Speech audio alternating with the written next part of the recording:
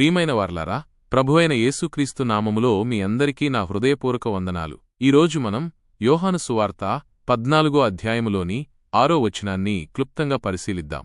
అందుకు యేసు, నేనే మార్గమును సత్యమును జీవమును.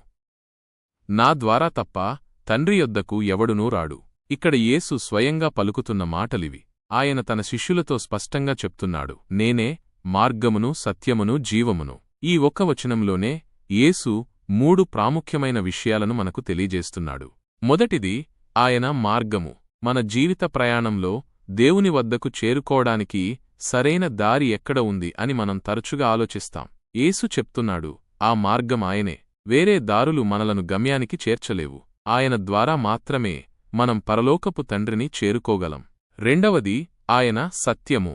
ఈ లోకంలో ఎన్నో రకాల నమ్మకాలు, సిద్ధాంతాలు ఉన్నాయి. ఏది నిజమైన సత్యమో తెలుసుకోవడం కష్టం.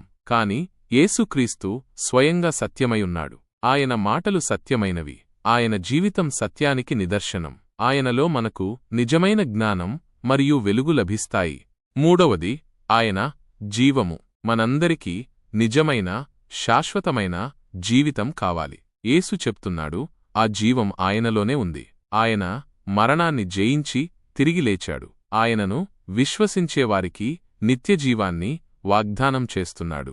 ఈ లోకంలో మనం పొందేది క్షణికమైన జీవితం, కాని యేసు ద్వారా మనం పొందేది శాశ్వతమైన జీవం. కాబట్టి ప్రియమైన వారలారా, యేసుక్రీస్తు ఒక్కడే మనకు మార్గము, సత్యము మరియు జీవము. ఆయనను విశ్వసించడం ద్వారా మాత్రమే మనం దేవునితో సరైన సంబంధాన్ని కలిగి ఉండగలము మరియు నిత్యజీవాన్ని పొందగలము. ఈ చిన్న సందేశం మీకు ఆశీర్వాదకరంగా ఉంటుందని ఆశిస్తున్నాను. మీ యొక్క ప్రశ్నలు లేదా ఆలోచనలు ఉంటే దయచేసి కామెంట్స్లో తెలియచేయగలరు. త్వరలో మరో వీడియోతో మిమ్మల్ని కలుస్తాను. అందరికీ వందనాలు.